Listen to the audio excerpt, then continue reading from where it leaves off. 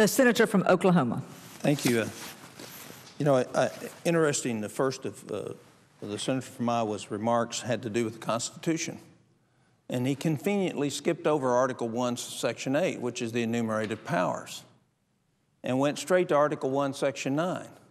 But if you read what Madison and the founders wrote about Article 1, Section 9, was they had a very limited scope for what we ought to be doing. As a matter of fact, the trouble we find ourselves in today is because we've abandoned the enumerated powers of the Constitution, we've excused them, and we've said we should fund it all. As far as education, federal funds fund 20% of education, but 80% of the problems. And if you think our schools are successful, look at our scores compared to everywhere else in the world. And our scores started going down when the federal government started getting involved in education, not prior to that. The other assumption is you can have the assumption Senator Harkin makes is you got to have a great building to have a great education. And that's just absolutely wrong. Education is based of the incentive of the children, the quality of the teacher, and the control of discipline. And you can teach as well in a Quonset hut as you can the most modern school if you have motivated kids, great teachers, and great control of the classroom. So the very idea, the purpose for trying to eliminate these earmarks isn't that necessarily they're wrong, they're truly unauthorized, but which would be a totally different story if a group of peers had said these are priorities, but they haven't. The problem is it a priority now when every penny you're going to use, whether it's the new school program you want me to co-sign or the earmarks that you have in the bill today, is going to be borrowed from your grandchildren. So the very schools that you're going to build in Iowa that we're not going to build in the rest of the country by leveraging federal dollars are going to be charged to the kids of the kids that are there. They're going to pay for it. So it's not about whether it's right or wrong. It's about whether it's cogent, whether it's a priority, whether we ought to be doing it now.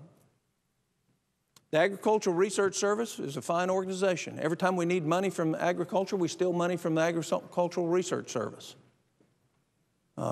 There's nothing wrong with studying manure and its application as both a fertilizer, a soil enhancer, and all these other things. There's nothing wrong with studying the other aspect of the odor that it puts off. You know, we slaughter 10,000 hogs a day in one plant in Oklahoma. I know exactly what it smells like. I've traveled every farm area country into my state. I know what the odors are like, and so does everybody that lives on a farm. Matter of fact, to me, a lot of it smells pretty good compared to what you smell in the cities. But the fact is it a priority that we spend that money now? The real problem that we have isn't earmarks. It's two. One is we give this document short shrift. That's what we do.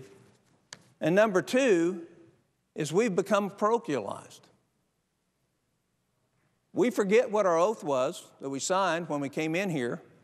We're to be upholding the Constitution, to do the right things for this country as a whole in the long term and make the best thing we can for the future of the kids that follow us.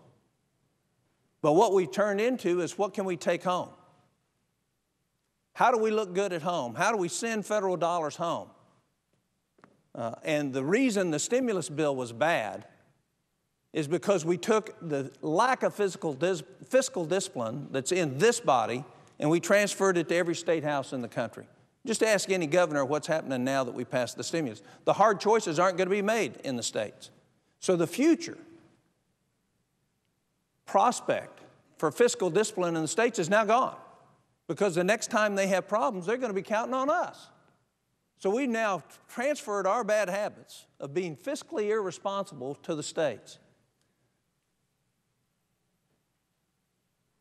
I think it's ridiculous that at this time in our nation, when we're going to have a $1.7 trillion deficit, that we would spend the first penny on anything other than a necessity. Because when we have a $1.6 trillion deficit, it's not just $1.6 trillion, it's $1.6 trillion we're going to borrow over the next 30 years. And we're going to be paying awfully high interest rates. And it's not very long, 2015, where we're going to be at 40% of our budget There's going to be interest. There won't be a Harkin School program for Iowa in 2015 because there won't be any money. And we won't be able to borrow any more money because the interest rates and the cost to borrow it will be too high because the rest of the world will doubt whether or not we can pay back the money. So the prudence that I'm asking for in trying to eliminate some of the earmarks is to think about the long term rather than the short term. Think about what's best for our country in the long term, not what's best for us and how we look at home, and do what is within the framework of the Constitution. The final point I'd make, presidential earmarks ought to have exactly the same dealing as we do with congressional earmarks. Get them authorized, put them in a list of priorities, and then fund them. But don't send an earmark to the floor that isn't authorized by the Congress and the relevant committee that it comes through. With that, I yield the floor.